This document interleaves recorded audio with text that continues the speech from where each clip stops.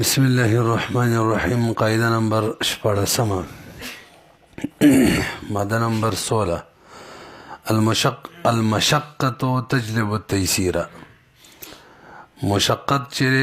د ځان سره اسانتیا راوړي. بل تعبیر دی يجوز في الضرورة ما لا يجوز في غيرها.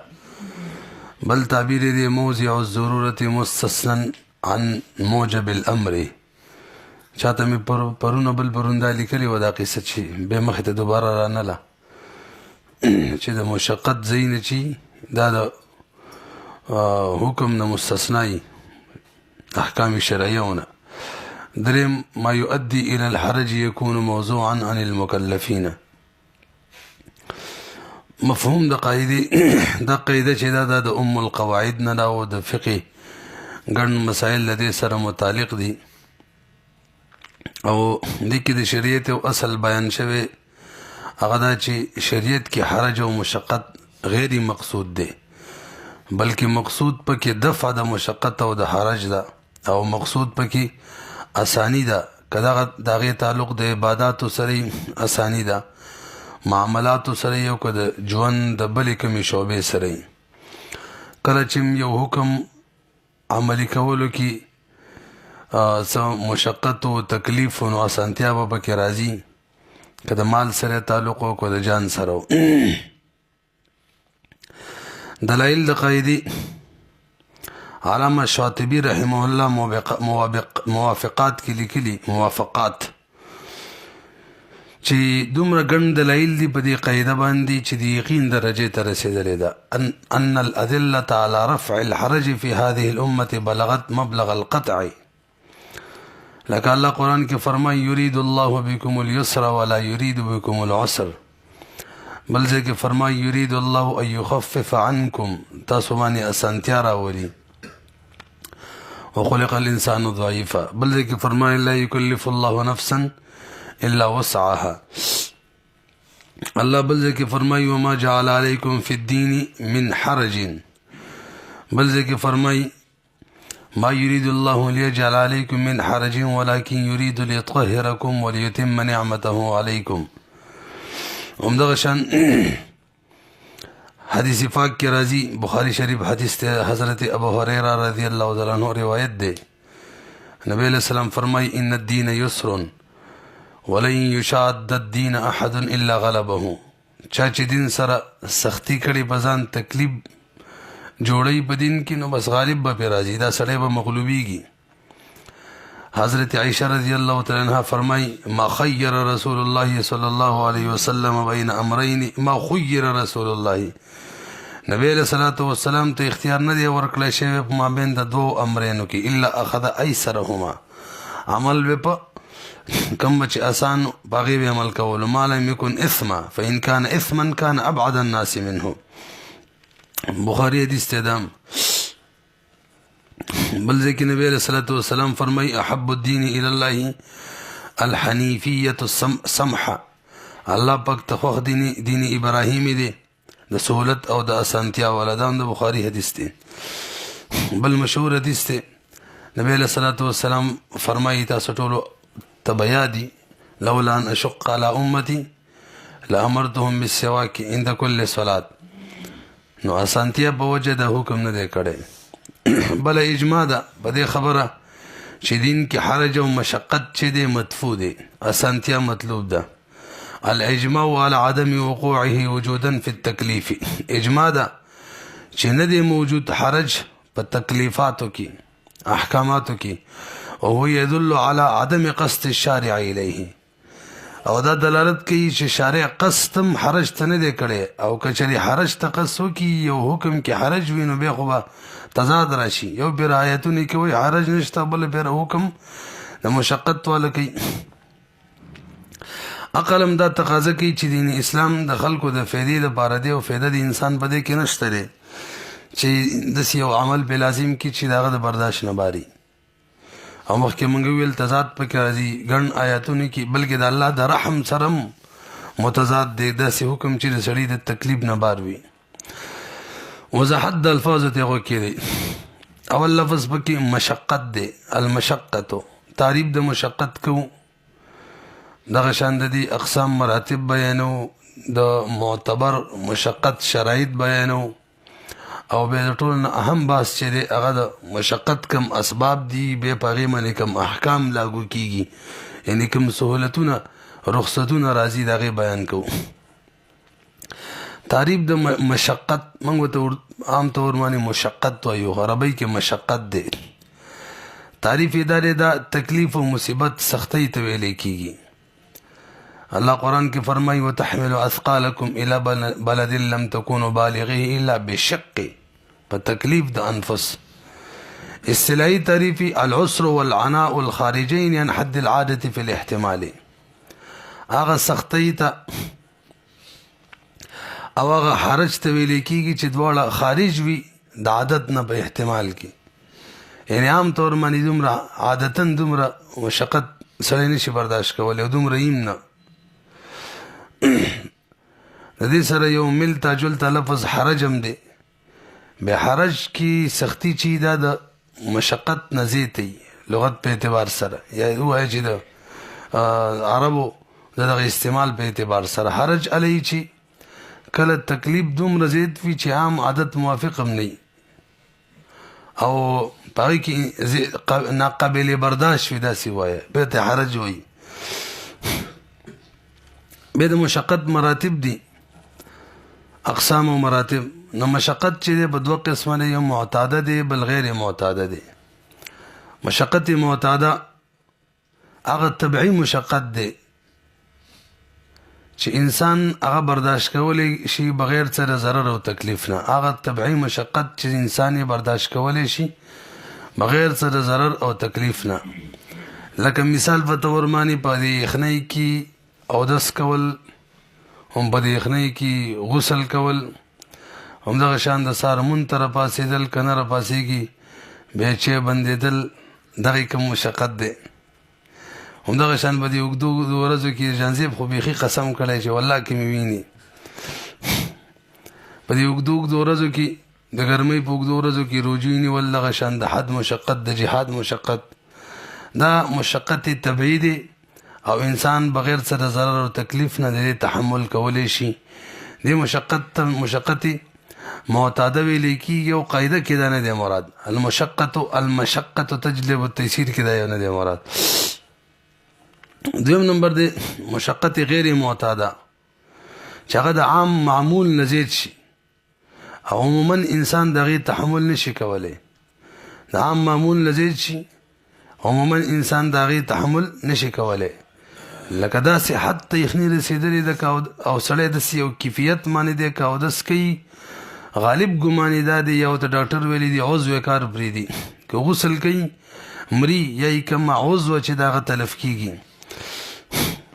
یا همدغه شان ورځ او شپه مسلسل روجې نیول. نو شریعت چې دی که نه دغه شان احکام لاګو کوي نه، او که داسې یو حالت په سړي راشي بیا دا قاعده جاری کېږي المشقت تجلب التیسیر، اسانتیا به ورسره راځي. مراتب د مشقت، نو یو مشقت عظیمه دی لکه څنګه چې مخکې موږ وویلو مشقت عظیمه چې هغې کې د یو عضوي یا د پوره د جان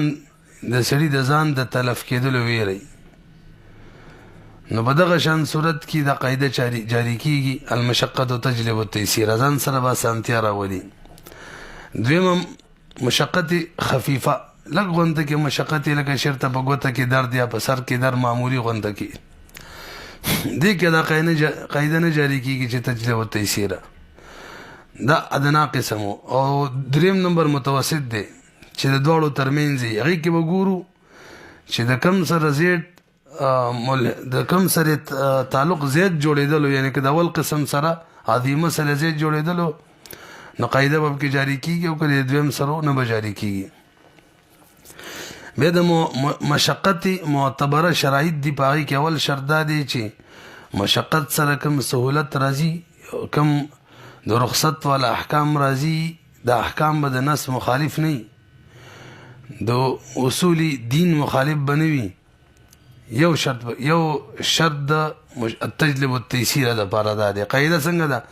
مشقت چې دی ځان سره اسانتیا راولي، د اسانتیا به داسې نه وي چې هغه د اصول دین خلاف وي. اسانتیا به داسې نه چې هغه د نس خلافي لکه څوک دې په سر ټوپک کیدي مثلا درته وی پلان کې ملکا دلته تا ځان مله اسانتیا راولي خو هلته چې بل قتل کول دی هغه د اصول الدین خلاف ده. دویم نمبر شرط ولدا دی چې د مشقت به داسې چې د تحمل نه به بار وي انسان د برداشت نه بار وي د معمول نه به زیات وي. نو که شریعه د تحمل موافق مشقت وي عام معمولی مشقت وي هغې سره تجلب التيسير والا حکم نه راځي. برحال دویم شرط دا دی چې مشقت به معتاده نه وي. مخکې چې کوم دیر شو مشقت به کوم وي غیر معتاده. مشقت معتاده لکه رزق حلال لپاره مشقت کول دا شان منګ ویل سار کی او دس کول یا بریښنۍ کی او دس کول یا د ګرمۍ د اوږدې روزي نیول. دریم شرط دا دی هغه مشقت بنی کوم چې په اصل وضع کې په عبادتو کې موجود وي هغه مشقت بنی هغه په وجه اسانتیا نه راځي. لکه جهاد کې اصل وضع کې مشقت دی دغه شان په دې یخنۍ کې په اودس کولو کې او دغه شان په غسل کولو کې بس لوځه کې مشقت دی. دا قسم مشقت چې دی تجلب التيسير والا اسانتیا نه راولي. او څلورم چې تکلیفات شرعیه د کوم مشقت نه خالی هغه مشقت یادو. تقریبا خبره ټوله یو کیږي تکلیفات احکام شرعیه چې دي خالی اوس داسې مشقت چې هغه خپل احکام شرعیه وکړي لکه جهاد کې دا نه یادو. برحال د ضرور شرایط دي به اسباب د مشقت چې دي دا تقریبا چې و اسباب دي دغه په وجه باندې مشقت راځي او نتیجه کې به تجلب التيسير رخصتونه راځي اسانتیا راځي. باقي کې یو سفر دی بل مرض دی بل اقرا ده بل نسیان دی پنځم نمبر جهل دی شپږم نمبر عسر او عموم بلوا ده اوم نمبر نقص دی نابالغ کېدل لیونی کېدل. اول نمبر پکې سفر نه مراد سفر شرعي دی او سفر مسافر هغه کس ته ویل کېږي د فقه په اصطلاح کې د شریعت په اصطلاح کې چې هغه د داسې یو ځای د تلو اراده لري او د کور نه وځي چې د کلي نه د وتلو او کوم ځای ته چې ځي د هغې ترمنځ 48 میل یا د دې نه زیاته فاصله وي. د کیلومیټرو په اعتبار سره دا تقریبا 77.24 جوړېږي په باندې 77 کیلومیټر. او موږ طریقه ویلي و ستاسو ذهن کې به وي که چېرې درته میلونه معلوم وي او کیلومیټر معلوم وي نو طریقه به دا وي چې 5 نسبتي نو 48 دی که نه 48 دا به ضرب به کې په 8 باندې او به تقسیم ضرب به کې په 5 باندې که نه 8 کې به ضرب کې او به په 5 تقسیم کې تا د کیلومیټر راوځي. نو که میل درته معلوم وي څومره میلونه دي مثلا دلته 48 دي نو 48 ضرب 8 او به تقسیمي 5 دا به تراشي. او که کیلومیټر درته معلوم وي نو به برعکس کار وکړي مثلا 20 کیلومیټر نه څو میله جوړیږي نو 20 ضرب 5 تقسیم 8 به وي. برحال سفر شرعي مسافر شرعي کس ته ویل کېږي چې د خپل علاقې د آبادۍ نه وځي اخري آبادۍ نه او د داسې ځای ته د تګ اراده یي چې د علاقې او د هغې ترمنځ 48 میل یا د هغې نه زیاته فاصله وي. نو بیا به په لاره کې مسافر وي او بیا چې کوم دی ته ورسېږي هلته د 15 ورځو نه کم تېرولو عزم دی نو هلته به هم مسافر یا که 15 ورځې یا د زیاتو عزم وي بیا په هغه مقام کې به دا مقیم حسابېږي هغه مقام کې. بیا د سفر سره کمی اسانتیانی راځي المشقت تجلب التيسير کم یسر جلب کوي ځان سره. ناغه مثلا ګڼ ملګری دي په لاره روان دي یو پکې وفات شو د یو ملګري کم سازو سامان دی بغیر د هغه د وصیت نه نور ملګري خرڅولی شي ځکه که د هغه سامان د نور ملګري ځان سره ګرځوي هغو ته مشقت دی حالانکې په سفر کې دي. نو دغه مشقت د سفر د نور ملګرو ته د اسانتیا کړله چې خرڅ یې کوي د هغه د وصیت نه غیر پیسې محفوظې کوي ورثو ته به حواله کوي. همدغه شان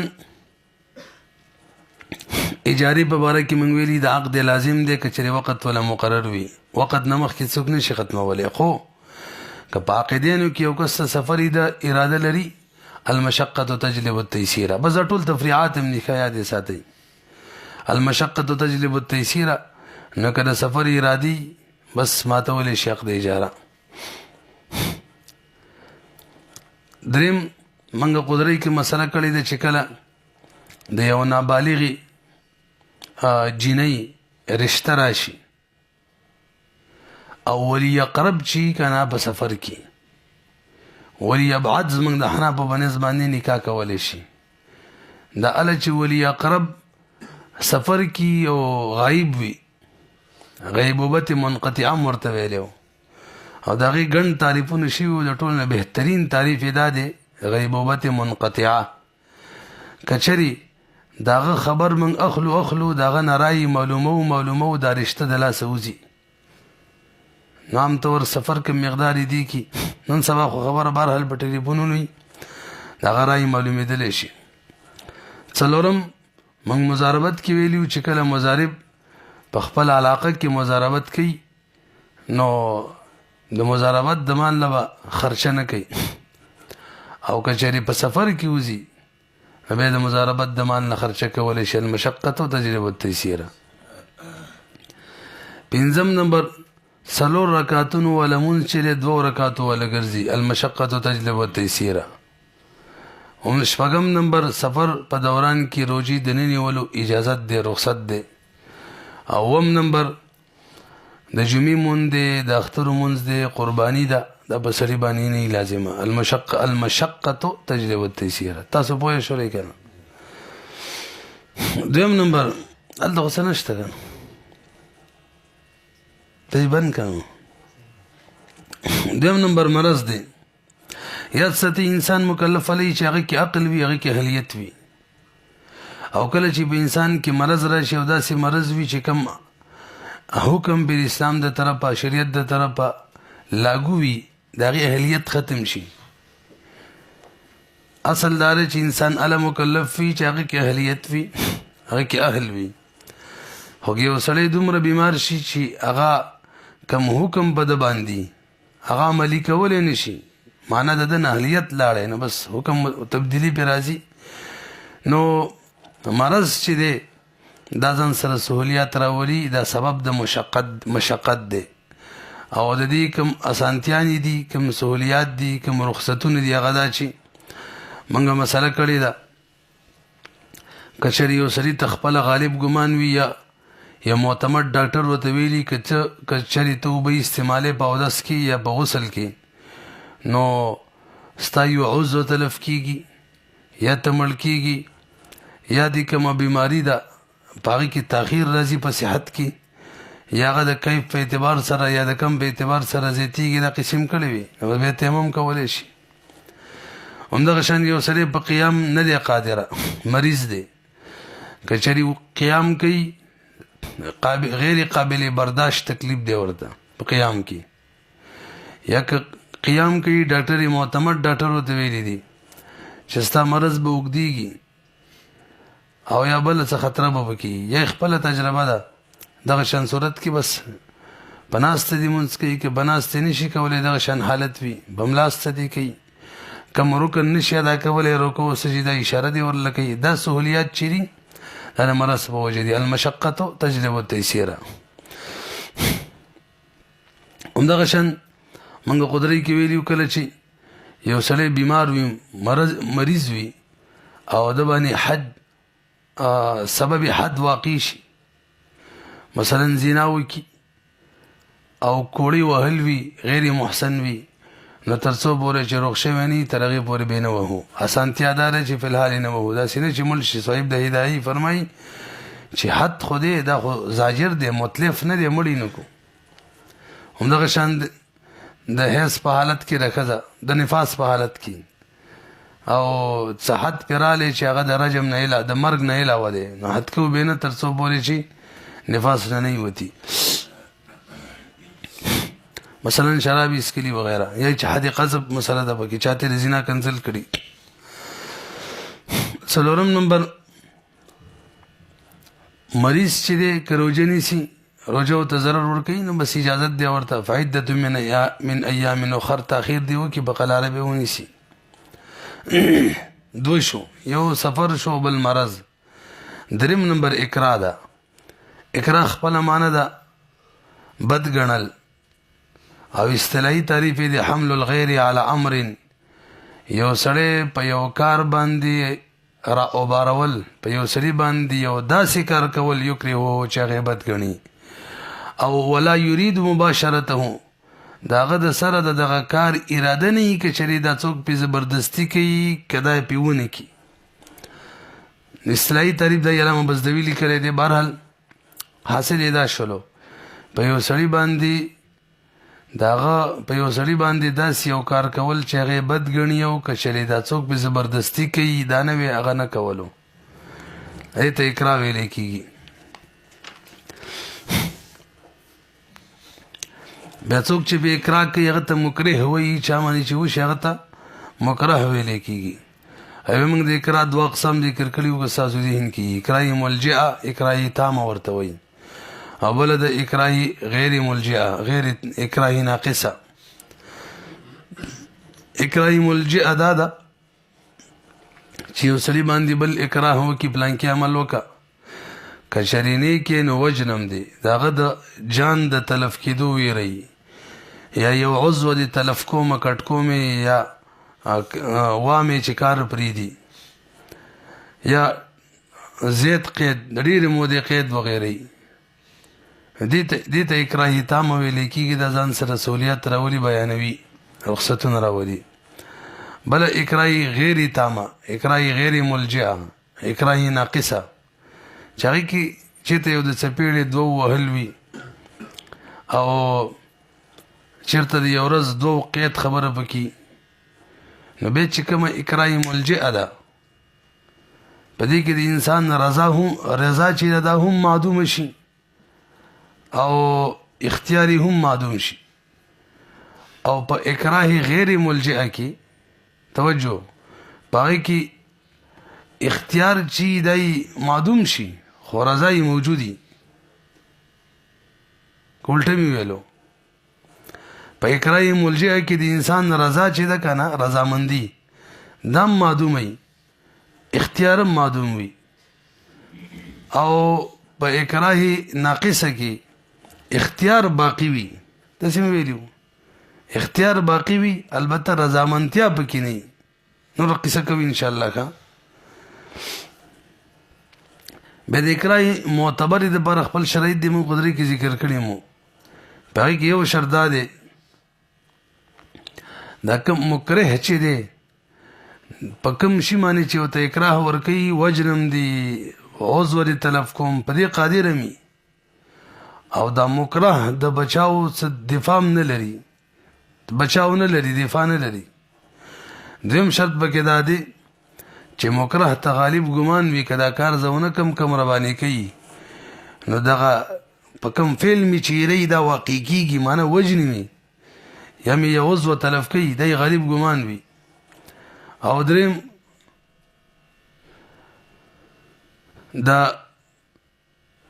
د مرګ خبره او یا د عضو د تلف کېدو خبره دا یقیني وي کم از کم غالب ګماني. او څلورم نمبر که مکره نه وي مکره دا کار نه کولو الا خو اکراه به جوړیږي څنګه چې موږ تعریف کې ویل. او پنځم نمبر دا کم کار چې مکره کوي دا ناحقه کاري که چېرې د ده پکې حق یو بیا یې پې په زور وکړي نو بیا خو څه خبره نشته چا پکې دا شرط ذکر کړی. برحال که ستاسو ذهن کې کتاب الاکراه په شروع کې موږ قدرۍ کې د دې شرایط د بدایي نه ذکر کړي وو. بیا اکراه ځان سره کوم سهولیات راولي نو دا اوس ډېره اهمه ده کوم رخصتونه راولي دې ته توجه سره غوږ کړي. اکراه کله په عقودو کې بیه وکړه اجاره وکړه هبه وکړه کله اسقاطاتو کې ښځه طلاقه کا غلام آزاد کا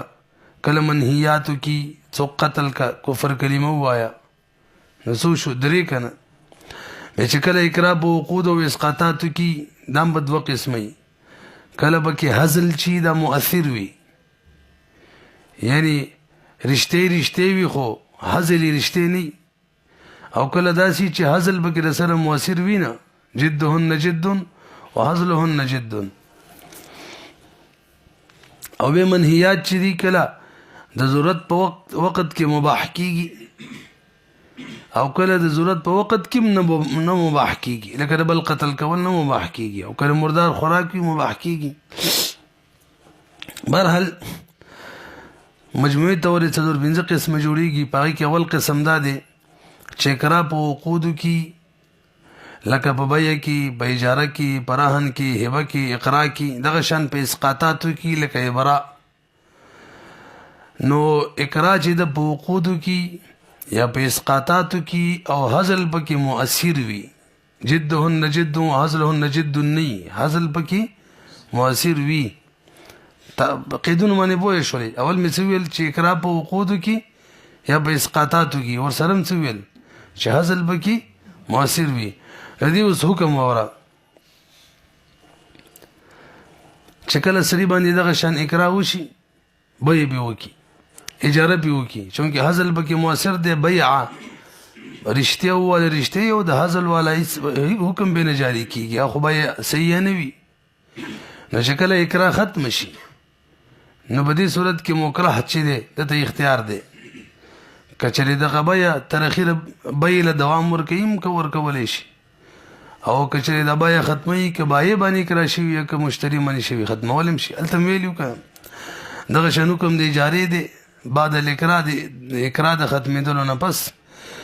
اجاره برقرار ساتي ک ختمي دغه شان رهن دی دغه شان هبه دغه شان اقرار دی او دغه شان ابراء د ابراء چې د کنه د من وجهن اسقاط دی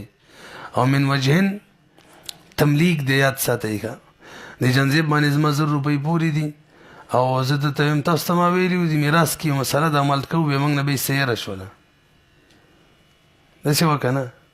به چې د میراث سټکې مکې رالی ما ته به رایادوي چې خبره وکړو برحال د جنزیب باندې زما 100 روپۍ دي او زه د تیم چې دا مې درته معاف کړلي او ابرام یې وکړله عفو مې کړلي توجه دې کې من وجهن تملیک دی من وجهن اسقاط دی من وجهن تملیک دی معنی دا د پیسو مالک جوړوم من وجهن اسقاط دی ما خپل حق ساقط کو او د هر یو علامین موجودی صاحب د هدایي کتاب الهبه کې وایي من وجهن تملیک دی د دې علامه دا کدا رد کیږي تملیکات چې دی څوک مالک جوړه کا غیرت کوي رد کیږي لکه ایجاب دی وکړلو مشتری سره مشتری وایي نه قبل مراد شو کنه شو دا څنګه دلته مراد کیږي دا دلیل او علامه د چا ده تملیکاتو ده او بل بغیر د قبول کیږي دا دلیل د اسقاط دی اسقاط کې دا کار دی چې مقابل قبول کی کنه لکه قصاص معاف کی کاغه وای معاف کزم ټیک د معاف شوم معاف کیږي کاغه وای نه معاف کوم معاف کیږي لنډه دره د سی وایا په اسقاطاتو کې د مقابل قبول چې دانی ضروری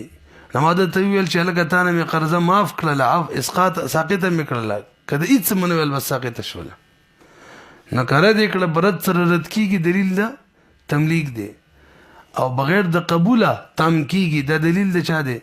اسقاط دی برحال ځکه اسقاطاتو مثال کې دا راوړل نو حکم د دې زده شو عقود وی اسقاطات وی هزل بکی مؤثر وی حکم دا دی چې کله اقرار ختم شي مکره ته اختیار دی دوام ورکي او که ختمي دا وشو دا اسانتیا رااله اقرار ختم شول ته دا اختیار دی دا اسانتیا د کال مشقت تجلب التيسير دا عقد دا برقرار ساتي که ختمي دویم عقود او اسقاطات فی خو هزل بکی مؤثر نه یعنی ال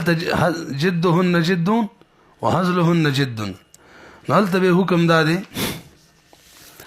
چې کم عقد په وکړلو یا کوم اسقاط وکړلو نکاح په بزور وکړلو بس وشوله همدغه شان طلاق په بزور ورکړلو وشو خدا د چې تاوان به مکره باندې راځي المشقه تجلب التيسير تاوان په چا راځي څه مطلب دا سره به مہر ته نه دی تیار دا مکره چا باندې به زور نکاح کړی ده مهر به مکره لازمیږي طلاق ښځې له قبل الدخول به زور ورکړی دی دا کوم نصف مهر په خاوند باندې رالی که نه دا به مکره ادا کوي المشقة تجلب التيسير نرسي پی دو قسمه دریم نمبر منهیات فی او د ضرورت په وخت کې مباح کیږي منهیات فی ضرورت په وخت کې مباح کیږي لکه شراب سکل یا خنزیر خوړل پردې مال خوړل نو کې وسله د تندې نمرې او شراب سکی دا خو اقرار نه ده خو دې ته څه ویلې مضطر ورته ویلی کېږي دا مثال مو وایي خو بهرحال دا هم پکې راځي داسې وایي یو سړي باندې چا تمانچه کېښودله وجنم د شراب وسکه نو په دغه شان حالت کې شراب باقاعده مباح شي مرداره اخرى دغه شان حالت کې باقاعده مرداره مباح شي پردې مال اخرى مباح شي نو حکم یې دې وخت کې دی دا موږ د رخصت په اقسامو کې ویلیو چې دلته په عزیمت باندې عمل کول د سره جایز دي نه دا د رخصتي حقیقي دویم قسم دی دلته په عزیمت باندې عمل کول نه دی جایز عمل به په رخصت باندې کې شراب دی ویس کا ځان به وجنې نه مرداره د وی خوره پردې مال د وی خوره البته دوردشتمه ماده را روانه ده الاسترارو لا یبطل حق الغیر پردې مال کې دی خوړلی نو دغه حق ورسره ختمیږي نه دا خو استرار خبره وکړله نه که د لوږې نمرې خوړلې دي تاوان به ورکوي اکراه په صورت کې به تاوان څوک ورکوي مکره به ورته ورکوي څلورم قسم منهیات وي چې د ضرورت په وخت کې نه مباح کیږي بیا د هغې دوه قسمه دي یو د حق الله سره تعلق ساتي یو د حق العبد سره حق العبد سره تعلق ساتي او د ضرورت په وخت کې نه مباح کیږي لکه یو سړی در باندې تمانچه کیدي بل مړ کا دې صورت کې مکره نه ده جایز چې دغه فعل وکړي او بل قتل کړي بلکې صبر دی وکړي شهید دي شي که مړ یې کړلو ګناهګارېږي البته قصاص په زموږ د حنابو په نظم باندې مکره نه اخیستل کېږي دا یې اله شوه او په حق الله کې حق الله کې کوي لکه څوک پې تمانچه کېدي د کفر کلمه ووایه دغه وخت کې هم نه مباح کېږي دا د رخصت اول قسم دی دې کې بازیمت اول عمل کول اولادي مړ شه خو د کفر کلمه ووایه خو که ودې ویله اوړه دې مطمئن بالایمان او بس دا هم صحیح ده اولاد هله چې وی نه وی لکه موږ دلته قصه داسې کړې وه که ستاسو ذهن کې الاکراه څلور ارکان لري مکره دی مکره ده او مکره به ده او مکره علیه ده بیا موږ ویلي مکره به دا به دوه قسمه ده الاکراه التام ملجئه ورته ویلی کېږي چې هغې کې تهدید بتلف النفس او العضو وي بل اکراه ناقصه ده غیر ملجئه التهدید بالحبس او الضرب بمکره علیه کله حقوق الله وي او کله حقوق العباد وي که حقوق الله اصول به او که فرو به که اصول وي د هغې مثال لکه حرمت کفر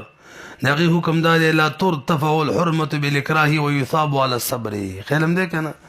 او که فروعات وي که حرمت الخمر والخنزير چې دا باقاعده مباح کېږي ترتفع الحرمة یا ترتفع الحکمة معلومه صيغه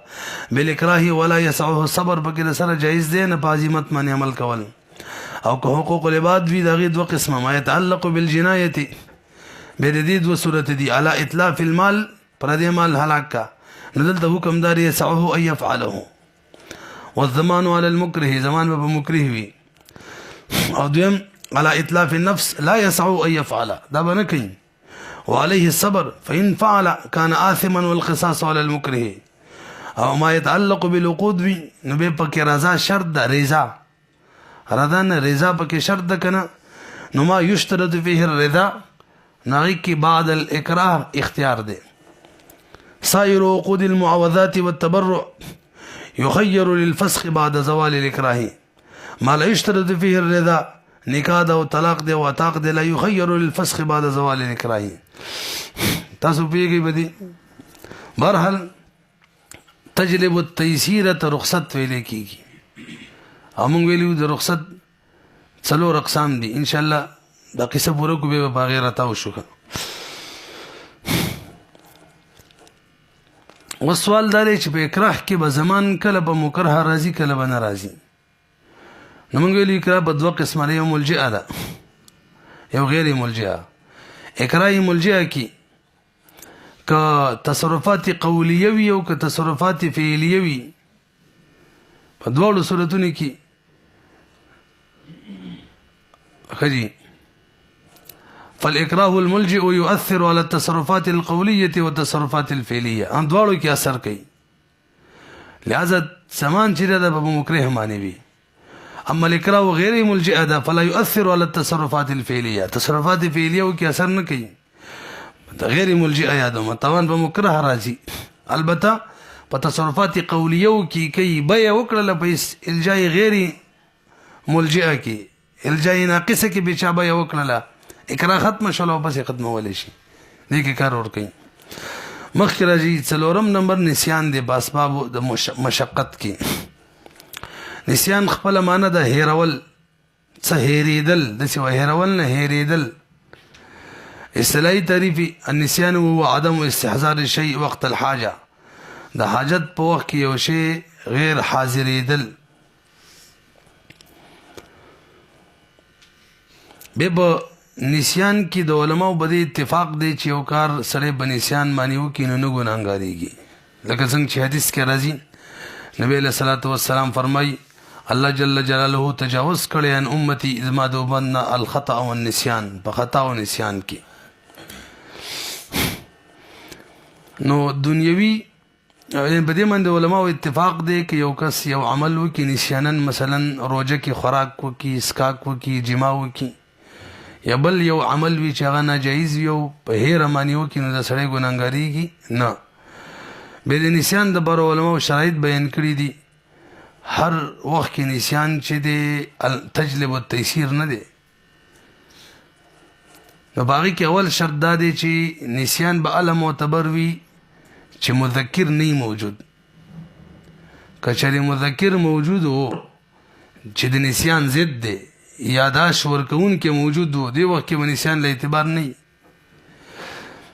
کنه پوه نه شوري. یعنی یو داسې کیفیت وو په دغه کس باندې چا باندې چې نسیان راغلی، داسې یو کیفیت موجود و چې هغې ورته یاداش ورکولو به هم نسیان دی، نسیان به غیر معتبر دی. لکه منګه ویلي که سازوین کې چې صلات چې دی دا حالت مذکره دی، دا سړي ته هر وخت یاد ساتي چې ته ګورې په مونځ کې خوراک بنه کې، خبرې بنه کې، اسکاک بنه کې، که ویې کړه نسیانن یې وکړه دي نسیان له هېڅ اعتبار نشته، مونځ فاسدېږي. نسیان په وجه باندې که کوم باندې فاسدېږي نه سجده سهو لازمیږي، مکروه تحریمي چې جوړېږي. دویم نمبر شرط دا دی چې نسیان په وجه باندې حقوق العباد پامال نشي. که حقوق العباد په مامال شنو بیا به داسې نه وي چې تجلب التيسير. صحیح ده، موږ مخکې اتفاق ذکر کړل د علماو چې ګناهګاریږي نه، یعنی اخرت په اعتبار سره به ته سزا د دې نه ملاویږي، خو باقي دنیا کې به دا معاف دی که نه، د دې مختلف صورتونه دي. اوس یو سړي نسیانن د چا مال هلاک کو نو صحیح ده نه دی ګناهګار، خو تاوان به ورکوي ورته. بهرحال حقوق العباد به کې نه پامالیږي. که یو سړي د چا څه مال هلاک کړلو ضامن به وي نسیانن. دریم نمبر یو سړي په یو کار نه کولو قسم کړی دی او به نسیانن وکړلو، دلته نسیان نه جاری کیږي. نو ته به داسې تعبیر وکړي چې کم کار چې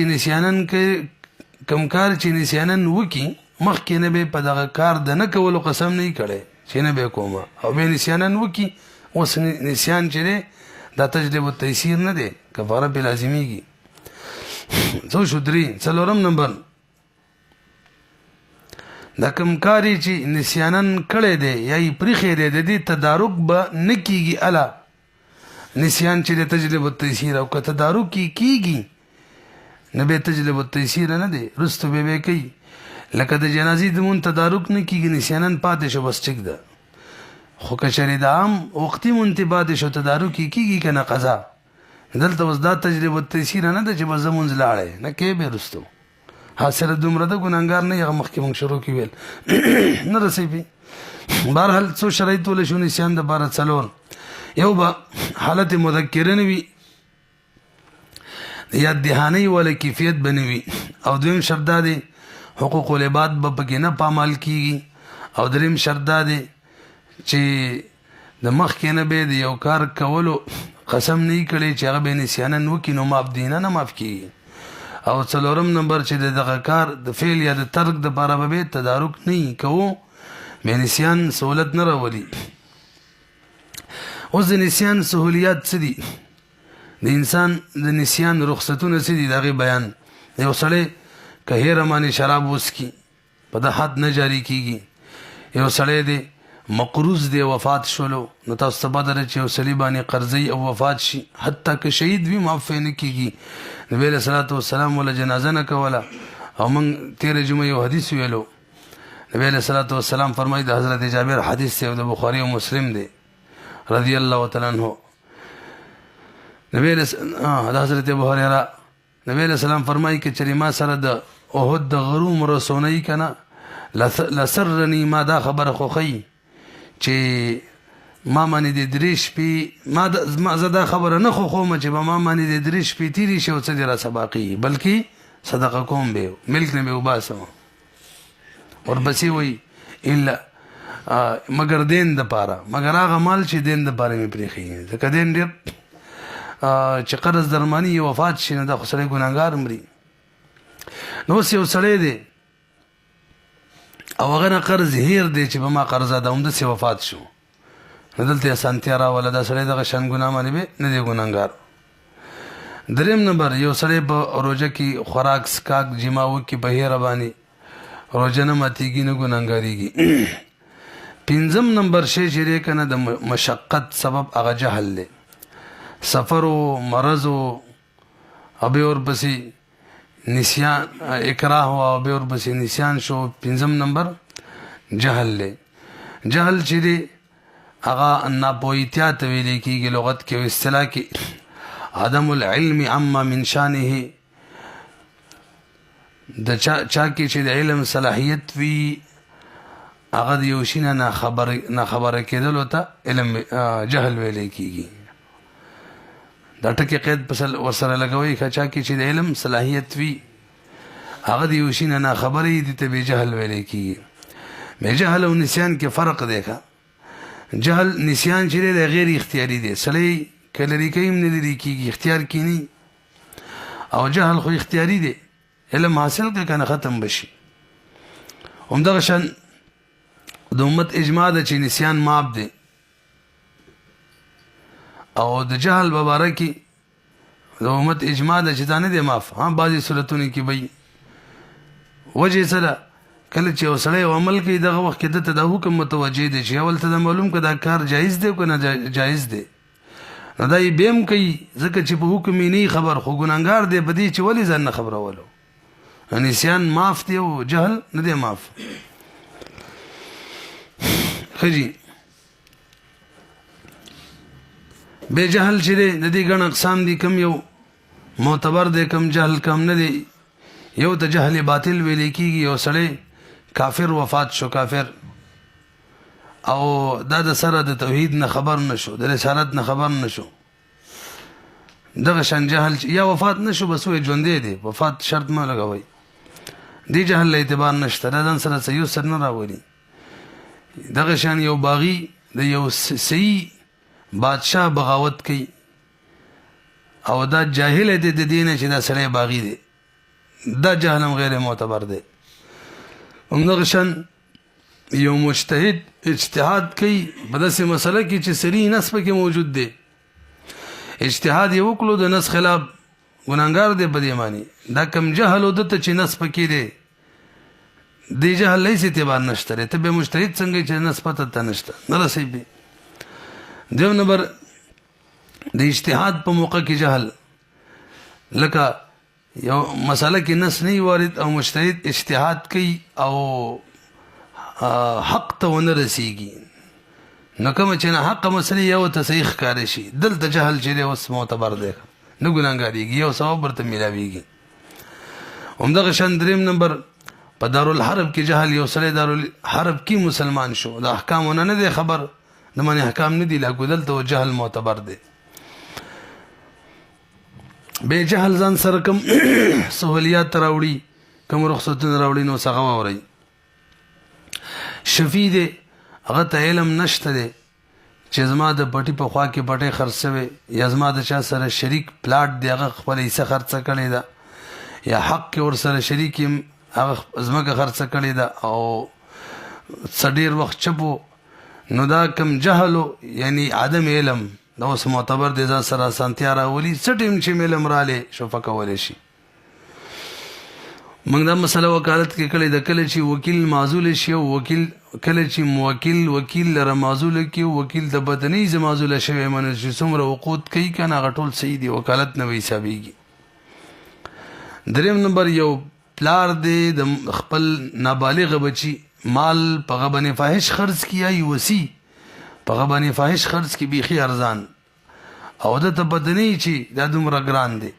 یعنی جهل وی جهل د پلار جهل وی چې دا مال د ماشوم قیمتي دی یا د وسی جهل وی رستو ته پته ولګي چې دا خو ماډیر ارزان خرڅ کړي دي نو د بای ختمول شي د جهل دلته معتبر دی اسانته را ولا تجربه تيسيره یو سړي دوه خزيري قدرت کې مسله ویلې ده یو ماشوم د 2 کالونو کم یو بلغټه ده او دا ماشوم چې وا دی جړلې په یو ته ضرورت غټي پي ورکړه نو که تاسو یې کې مونږ ویلیو چې غټي ته پته و چې دا یې خزه ده او ما د پي ورکول په وجه باندې مونږ نکام ماتيږي او بهم پي ورکړه نو کوم نصف مہر د وړو کې د بار لازمي کې خوان به اخلي ده غټینا او کچري تعدي غټینا وکړي دا ته مثلا نو معلومه چې دی پي ورکول سره زمونږ نکام ماتيږي او دا قصې راځي نبي نقصان به دغه خزینه نه لري ځکه دا متسبب ده او المتسبب ولا يضمن الا بالتعمد والتعدي پنځم زید چې ده کنه امر له پیسې ورکړلې وکیل جوړ کولال شدا جانزیب ته ادا کا به دی وکیل ته پته نه و چې مقروض دا داین چې داین دین معاف کړي دي خو به هم د پیسې ادا کړلې علم یې نو چې دا دین معاف کړي دي دا سړی چې دی بده ضامن نه جوړیږي ته ولی پیسې ورکولې خو معاف کړي هغه ته علم نه و تجربه تيسيره همدغه شان که تاسو ذهن کې داوی تناقض کې مونږ ویلو کله چې په داوا کې تناقض وی کنه داوا غیر معتبري خو کچري تناقض د جهل په وجو امر مخفي په وجو به تناقض چې دی هغه داوی ته نقصان نه ور کوي لکه یو سماشوم یو سړي باندې داوا کې د ازما پلار دی او دغه پلار نفي وکي تزمازوي نه څوک پس پلار وي ما ته خو بد نه و چې دا ازمازوی دی او ما ته رستو علم را لحاظ ازمازوی دی داوا کې تناقض دی خدا زوی دی کنه دی دا نسب دا مخفي شی دی د خزینه پیدا دی کنه کله کله کیږي سړي ته خو پته نه لري چېرته سفر کی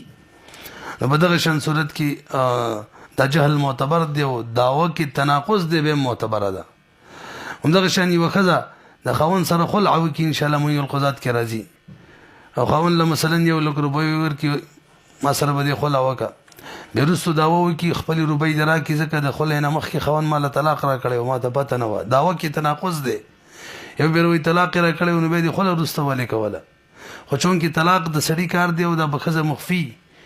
جهل دا اوس دلته جهل معتبر دی تجربه تيسيره پیسې به وته واپس کوي شپږم نمبر عسر دی او عمومي بلوا ده د مشقت په اسبابو کې عسر عمومي بلوا عسر ضد د یسر دی اسانتیا ته ویل کیږي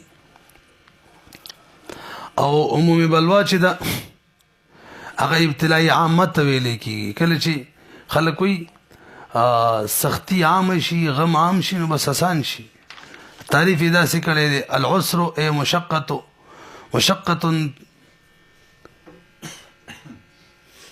خجي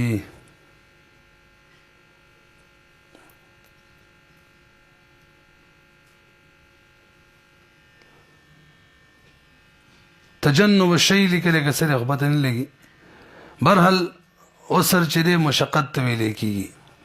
او بلوا شيوع البلاء هغه مصیبت عام کیدل بحيث يصعب على المرء التخلص په داسې طریقه باندې چې مشکل شي سړی ته ځان دغه نه خلاصول او دغه نه والابتعاد عنه دغه نه لري کېدل به د عمومي بلوا د پاره ضابطه ده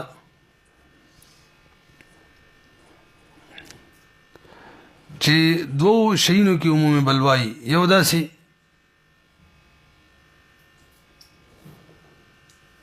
اچھا جی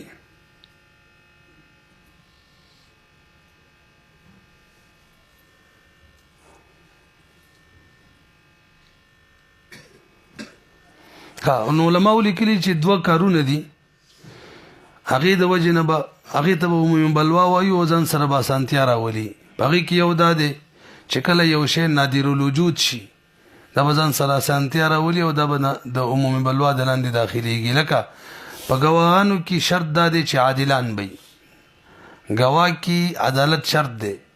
خو اوس عادلتوب چې دی عدالت دا اوس نادر الوجود دی چا کې عدالت وي ګناه کبیره نه ځان بچ کول بس فقهاو حکم لګولی چې د فاسق ګواهي قبلېږي خو چې بس ظاهره کې دروغجن نه وي نور د فاسقې ګواهي به قبلېږي دلته اوس عمومي بلوا د دې خبرې ته چې به د ده ګواهي دې قبوله شي همدغه شان یو کار زید کېږي د هغې نه بچ کېدل مشکل وي لکه په دې لارو مارو کې کمې چقړي مقړي سړی د ځان نشي بچ کولی بیا د هغې د وسر او د عمومي بلوا د وجې نه کوم سهولیات راځي کوم رخصتونه راځي په هغې کې بیع الوفا ده دغه شان مزارعت جایز دی سره د دې نه چې قفیز الطحان کې راځي مساقات جایز دی سره د دې نه قفیز الطحان کې بیع سلم کې مبیع معدومه ده اجاره کې منفعت معقود علیه معدوم دی دا ټول د عمومي بلوا په وجه باندې او که دا ناجایز کو عسر راځي د دې په وجه باندې جایز شوي دي همدغه شان نامحرمې ښځې ته کتل ګناه ده خو د نکاح دپاره که یو سړی ښځې ته ګوري چې نکاح ورسره کوي یا طبیب چې دی یا د ګواه چې دی د ګواهۍ دپاره ښځې ته ګوري یا قاضي فیصلې په وخت کې ښځې ته ګوري نو دا جایز دی همدغه شان مجتهد که مجتهد دله ضروري ده چې دا په یقین باندې عمل وکړي خو فقه کې موږ وایو غلبه ظن چې دی په حکم د یقین کې دی ځکه یقین هر ځای کې حاصلېدل دا مشکله د عسر دی عمومي بلوا دې ته ده چې غالب ګمان دې معتبر شي دغه شان نجاست کم مقدار دی موږ وایو دومره مقدار عفو دی لکه نجاست غلیظه کې موږ وایو که چېرې د درهم عمره یا د درهم نه کم وي نو مونځ کېږي او که زیات چې نه به کېږي او نجاست خفیفه کې د کپړې کمې حصې ته چې نجاست لګېدلی دی که د هغې څلورمه حصه نجسه یا د هغې نه زیاته نه به کېږي او که د دې نه کمه وي بیا پکې مونځ کېږي یو سړي دپاره چې د څلورو ښځو اجازت دی دا هم د عسر د عمومي بلوا په وجه باندې دی یعنې دغه تجربه التیسیر دی د هغې همدغه شان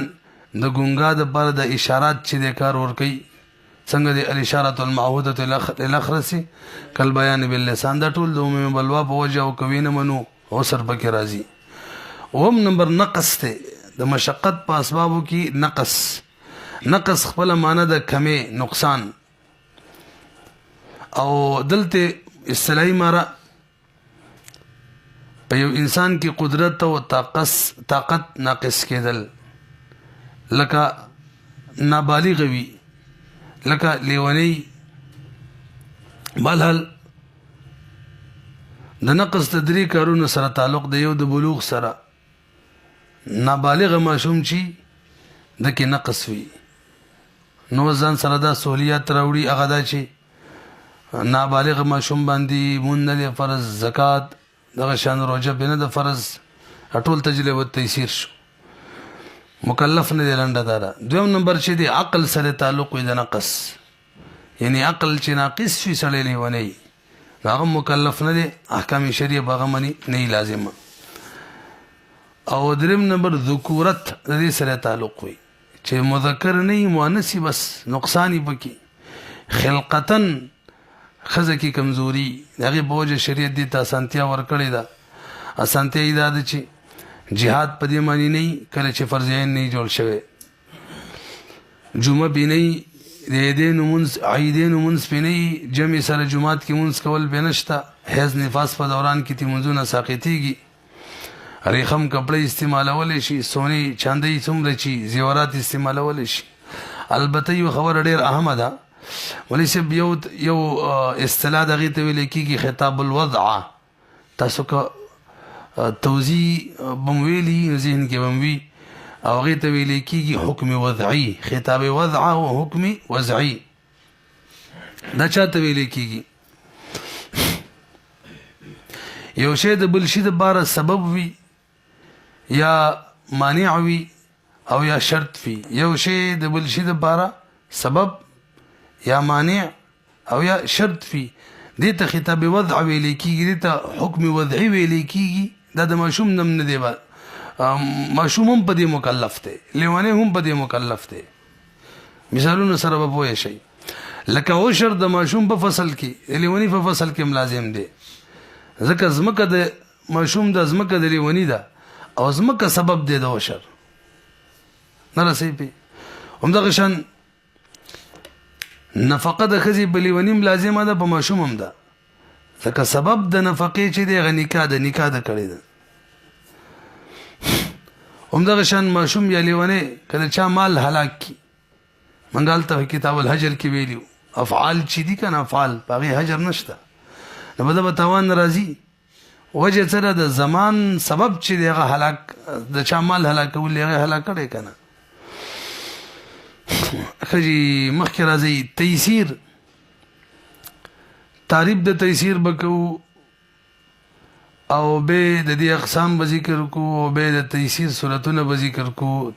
تم خو نه استئ که نه وکې دی بس په ختمېدو دی که. تعریف د تیسیر، تیسیر چې دی د عسر ضد دی، نو هغه سختی ته ویلی کېږي، د اسانتیا ته ویلی کېږي. ان مع العسر یسرا فسنیسرہ للیسرا، ہم اس کو آرام کی منزل تک پہنچانے کی تیاری کرا دیں گے. فسنیسرہ مانا تیاروی. د دې لفظ یو بل هم مانا لفظ دغه ته تخفیف ویلی کېږي، دغه هم دغه شان مانا ده، ثقل بوج کمیدل. رفع مشقة الحكم الشرعي بنسخ او تسهيل او ازالة بعضه او نحو ذلك، یا بلکې بعضی زهیل شي. بل لفظ پکې دی ورسره مترادف ترخیص، اسانتیا. د دې دو معنو د باره د لفظ استعمالیږي، د مشکل او د مشقت په وجه یو کار اسانېدل، او یا د مشکل او د مشقت د عذر په وجه معنی د مشکل په وجه یو ناجایز کار جایز کېدل، اسانېدل او یا جایز کېدل. برحال دویم نمبر په تیسیر کې د تیسیر اقسام دي، هغې ته ویلی کېږي تخفیف. دو قسم دي، یو ته تخفیفات اصلیه ویلی کېږي او بل ته تخفیفات عارضه ویلی کېږي. تخفیفات اصلیه چې هغه په څه عذر معینې بنا موږ هغې ته رخصت مجازي ویلو، رخصت مجازي اتم هم ورته ویلو. خیال هم دی که نه؟ که څه وخت کې ما تاسو د رخصت او عزیمت بحث کړی و، د رخصت مجازي اتم. لکه قرض جایز دی، سره د دې نه په قرض کې مقروض چې دی د بل د مال نه فایده لي. اجاره جایز ده، سره د دې نه منفعت نشته دی. دغه شان د نور بیع سلم وغیره هم ویلي، دې ته ویلی کېږي تخفیفات اصلیه، یعنې دا اسانتیانې شریعت په موږ باندې کړي دي بغیر سره ازارو نه، بس همدغه شان دي. دویم نمبر تخفیفات عارضه دي چې هغه د عذر په وجه معنی. یا سړی لیونی دی مونځ پرې نشته دی، سړی لیونی دی زکات پرې نشته دی، ماشوم دی مونځ زکات پرې نشته دی، ښځه حیض دی ځکه نفاس یې دی ځکه بې مونځونه نشته. نه دا ټول عارض دي. که د عارض ختم شي، مطلب نفاس حیض ختم شي، لیونتوب ختم شي، بالغ شي، نو احکام واپس بدلیږي. دریم نمبر د تیسیر صورتونه. یو تیسیر تعریف وکړلو، بیا مولا دا دو اقسام ذکر کړل. اوس یې صورتونه واورئ، دا انتهایی مزیدار دي. تقریبا و صورتونه دي. یو ته ویلی کېږي تخفیف اسقاط. تیسیر یو صورت دی تخفیف اسقاط، اسانتیا دا ده چې حکم ساقط شي. لکه د ښځو نه د جمعې مونځ ساقطېدل، د ښځو نه د جمعې مونځ جومات کې ساقطېدل، دغه شان د اخترو مونځونه ساقطېدل، او که محرم ورسره نه حج ته ساقطېدل. دویم نمبر دی تخفیف تنقیس، چې تخفیف چې که نه هغه اسقاط نه کوي، کموالی کوي، کموالی اسانتیا راولي. مخکې مې ویل که نه 2 صورتونه دي تخفیف. لکه سفر په حالت کې د 4 رکعتونو په ځای باندې 2 رکعتونه کول. دریم نمبر دی تخفیف ابدال، تخفیف اسقاط، تخفیف تنقیس، تخفیف ابدال چې حکم بدل شي باقاعده. لکه اوبه نه تخفیف دی، بس تیمم وکړه که نه، یا اوبه وي مضري بس تخفیف تیمم وکړه. شیخ فانی دی روژه نشي نیولی، بس فدیه دی ورکوي که نه، ابدال دی. څلورم تخفیف تقدیم، د وخت د مخکې او کار کول د اسانتیا لپاره نصاب در سره برابر دی حولان حول نه مخکې زکات ادا کولای شي ځکه مخکې رستو به به یا طاقت وي یا نه او دغه شان په عرفات کې که ستاسو ذهن کې مازدیګر مون ماسپښین ته مقدم کول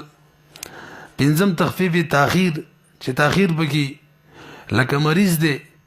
خیر دی روزه شاته کا مسافر دی اجازت دی در روزه شاته کا دغه شان مزدلفه کې د ماخامون ماخستن ته شاته کول شپږم نمبر تخفیف ترخیص هغه دا چې یو ترخیص یو قسم د تخفیف موږ دا ویلو چې یو ناجایز کار جایز شي وخت می ویل کنه د تخفیف څو قسم دي دوا یو دا چې اسانتیا پکې راشي او بل دا چې ناجایز کار جایز شي لکه اضطراري حالت کې شراب سکل مردار خوړل هم نمبر تخفیف تغییر دی چې هغې سره د اسانتیا په غرض باندې یو حکم شریک د یو حکم شرعي هیئت او صورت بدل شي لکه د خوف په وجه باندې چې د نماز د مونځ هیئت بدلیږي حالت څه ته صلات الخوف همدغه شان قبلې ته مخ کول دي او یریږي که قبلې ته مخ کومه نو څوک مې وجني یا مثلا گاڑی کی ملویږم بس فلله المشرق والمغرب فاینما تولوا فثم وجه الله نو حکم پکې بدل شو تغییر پکې رااله ورسېدلې به مستثنیات دي بس فقط د یو مستثنا پکې استثنایی مسله پکې علما بیانوي چې بولو دا تش او د اسماته چې دي